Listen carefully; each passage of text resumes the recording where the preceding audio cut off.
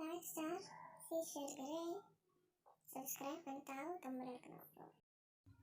Bismillaahi Raxmaani Raxiim. Sadeeda meel walba adduunka joogtay waxaan leeyahay waa idin salaamaysan.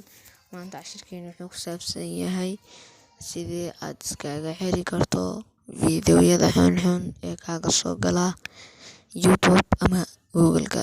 Sidoo waxay u badan yihiin Google-ka ayuu u badan yahay. Marka aniga hadda waxaan ku bilaabayaa YouTube-kaaga markaad soo furto oo aad soo kiciso. Markaad saan soo furto qaybtaasi kore ee janaalkaaga ayaad daawanaysaa. Markaad taabato hoostaan ay ku qoran tahay settings ku dhufo. Settings haddana janaal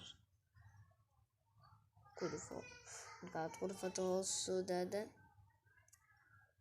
meeshaan ay ku qoran tahay restricted mode haday off ka tahay on ayaad ka dhiganaysaa. Sidaasina waad ku soo laabanaysaa. Hadda kadib kuma arki doontid fiidiyowyada xunxun.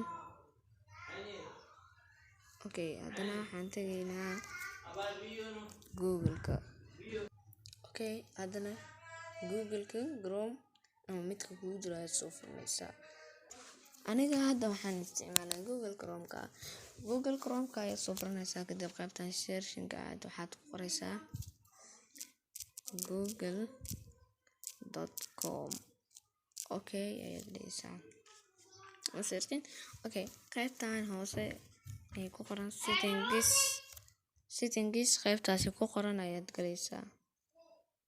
Ku dhufo haddana waxaad kasii xulanaysaa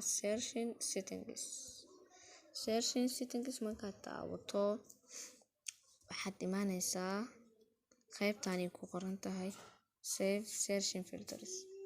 Haday show explicit results ee ku tahay waad ka bedelaysaa. Waxaad ka dhigaysaa hide explicit result.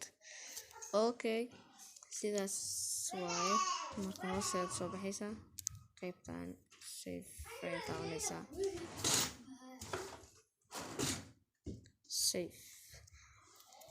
Marka waa intaasi. Please hadaa janaalka ku cusub tahay subscribe saar, gambalelkana furo si video walba uu ku soo gaaro.